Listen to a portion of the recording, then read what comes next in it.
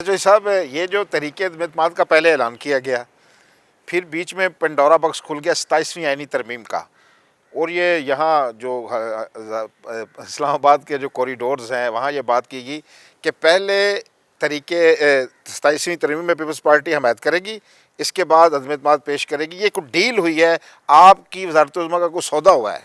آپ کا کیا کہنا ہے؟ دیکھیے، گزارش یہ ہے کہ یہ بھی میں سمجھتا ہوں کہ ایک آوارگی کی بنیاد پر کیا جانے والا تبصرہ ہے۔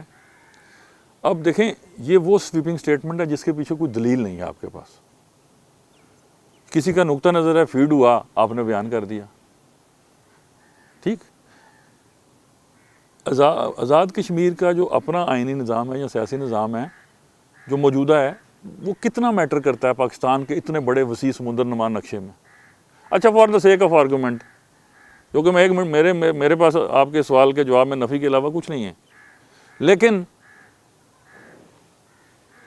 For the sake of discussion, اگر 27ویں آئینی ترمیم سے پاکستان کی نظریاتی اور سیاسی سرحدوں کی دفاع کرنے والی قیادت جو ہے اس کو ایک کانسٹیٹیوشنل پروٹیکشن حاصل ہوتی ہے،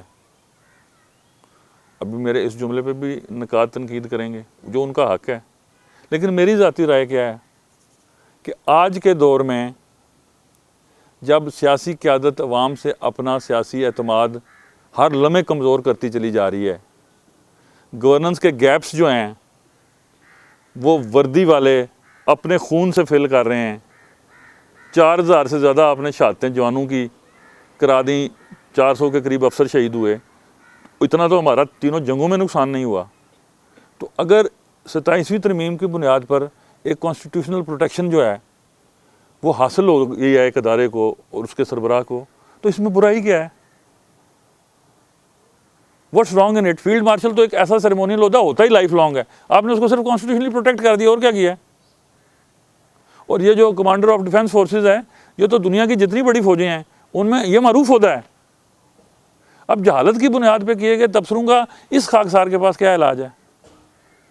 اچھا، ایک اور میرے ناقد بڑی گفتگو فرماتے ہیں، موقع کا فائدہ اٹھاتے ہوئے میں ایک جملہ اور کہہ دیتا ہوں جی فرمائیے کہ جب یہ وزیر اعظم نہیں رہیں گے تو بہت سارے سٹیک ہولڈرز کی محبت ان کے دل میں کمزور ہو جائے گی۔ میری محبت ادارہ جاتی ہے، نظریاتی ہے، آلودہ نہیں ہے۔ مجھے یہ پتا ہے کہ یہ ملک ہے، چونکہ میرے پاس آپشن نہیں ہے نا، میں ڈیول نیشنل نہیں ہوں، اور میں نے اپنی قبر کی مٹی کی جگہ رکھی ہوئی ہے اپنی والدہ کے قبروں میں، اگر اللہ پاک نے نصیب کی تو میں نے تو کہ اس ملک میں ہی رہنا ہے نا۔